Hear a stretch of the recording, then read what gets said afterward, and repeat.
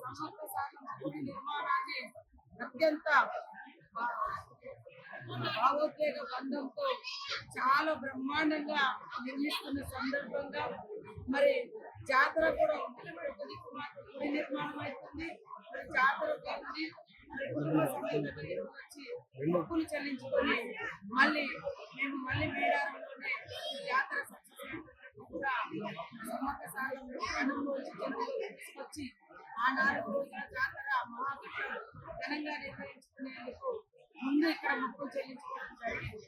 మీరు చూస్తూ ఉన్నారు, ఇక్కడ కానీ ఎమ్మవాడలో కానీ సమ్మక్క సారమ్మ దగ్గరకు వచ్చేవాళ్ళు చాలా సామాన్యమైన ప్రజలు అత్యధికంగా వస్తారు. ఇప్పుడు అక్కడ మేడారంలో కానీ ఇక్కడ కానీ మరి రకరకాల పెద్ద అంటే ఉన్నత కుటుంబాలు, ఉన్నత వర్గాలు కూడా వస్తున్నాయి. కానీ ఒకప్పుడు ఇక్కడ వేములవాడ రాజన్న, అక్కడ సమ్మక్క సారమ్మ అంటే ఈ పదాలలోనే ఆ పిలిచే పలకడంలోనే మన అక్క చెల్లెలు అన్నదమ్ములు తీసుకున్నట్టుగా అంత ఓన్ చేసుకునే దేవుడు. మేము అక్కడ సమ్మక్క సారమ్మ, ఇక్కడికి వస్తే వేములవాడ రాజన్న అంటే ఇది మనకు పురాతనం నుంచి ఉన్నటువంటి ఆనవాయితీ ఆచారాలు. మనం గుడుల నిర్మాణం చేసుకుందాం, సౌకర్యాలు కల్పిస్తాం, అన్నీ చేస్తాం.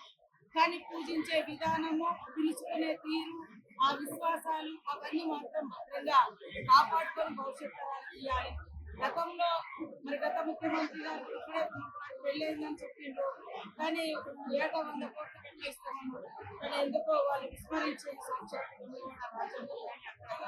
కానీ ఈరోజు మన ముఖ్యమంత్రి రేవంత్ రెడ్డి గారు, మరి ఆది సీనన్న గారు, మీరంతా కలిసి మరి మంత్రులు మన శ్రీధర్ బాబు గారు, మరి అదేవిధంగా పొన్నం ప్రభాకర్ గౌడ్ గారు, అదేవిధంగా అల్లూరు లక్ష్మణ్ గారు ముఖ్యంగా ప్రధాన భూమిక మరి మొదటి నుంచి భుజాన్ని వేసుకున్న సీనన్న గారి ఆధ్వర్యంలో వేములవాడ రాజన్న గుడి ఇంత బాగా అయిపోయిందంటే మేమందరం సంతోషపడతాం. ఎందుకంటే మా గుడి ఎంతైతే మేము అంటే భక్తి ఉంటుందో అక్కడికంటే ముందు ఇక్కడికి వచ్చి మొక్కలు తెలుసుకొని మేము అక్కడికి పోతాం. మా తల్లిదండ్రులు కానీ మా ఊరు అందరూ మాస్ పబ్లిక్ అత్యధికంగా వచ్చాం. కాబట్టి సౌకర్యాలు అనేది కల్పించాల్సిన బాధ్యత ఉంది. మన సీఎం రేవంత్ రెడ్డి గారు సాధారణ భక్తుల యొక్క మనోభావాలను గుర్తించుకొని గుర్తుపెట్టుకొని మరి ఇంత గొప్ప కార్యక్రమానికి వారి శ్రీకారం అంతకుముందు కూడా కలిసినప్పుడు చెప్పడం జరిగింది. అసలు వేములవాడ రాజన్న కొంతమంది ఏం డెవలప్ చేయదు, ఏదో అవుతుంది, దర్శనం అయితే ఇట్లా అట్లా ఏదో రకరకాల దుష్ప్రచారాలు చేస్తారు. ఇక్కడ ఇంత గొప్ప దేవుని దగ్గరికి ఇన్ని లక్షల మంది వస్తున్నారు. కాబట్టి ఇది చేపట్టడం సామాన్యులు చాలా మంది అన్నారు.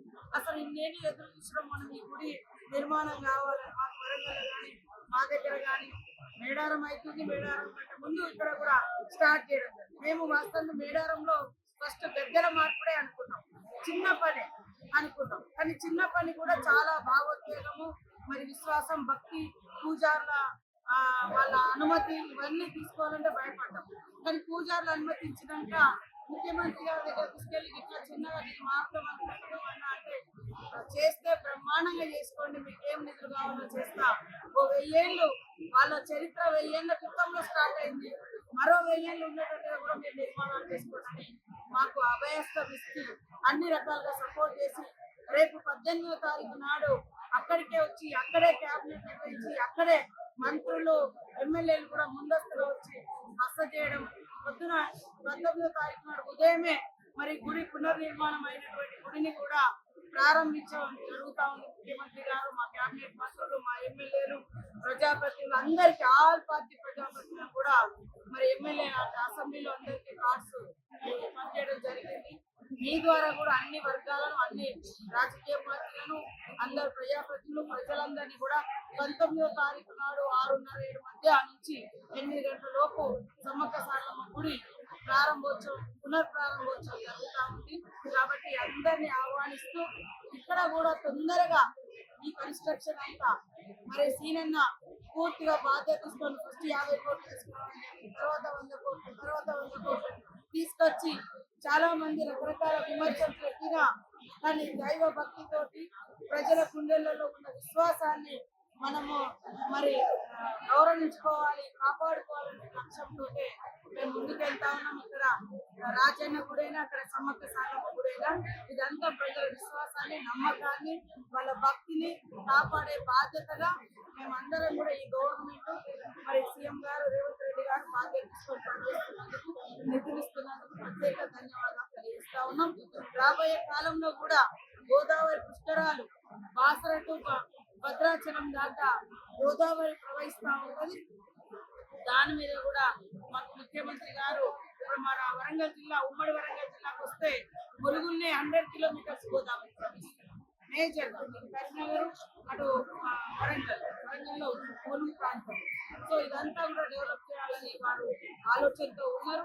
ఈ జాతర అయిపోయిన తర్వాత మేమందరం గోదావరి ప్రజాప్రతినిధులము, మంత్రులము, ఎమ్మెల్యేలు, ఎంపీలం అందరం మళ్ళీ ఒక్కసారి ముఖ్యమంత్రి గారితో టైం తీసుకొని గోదావరి పుష్కరాల గురించి కూడా చర్చించుకొని ముందస్తు ప్రణాళికతో ముందుగా ఏర్పాటు చేసినటువంటి అందరికీ శుభాకాంక్షలు. మీరందరూ కూడా మరి ఇక్కడ నుంచి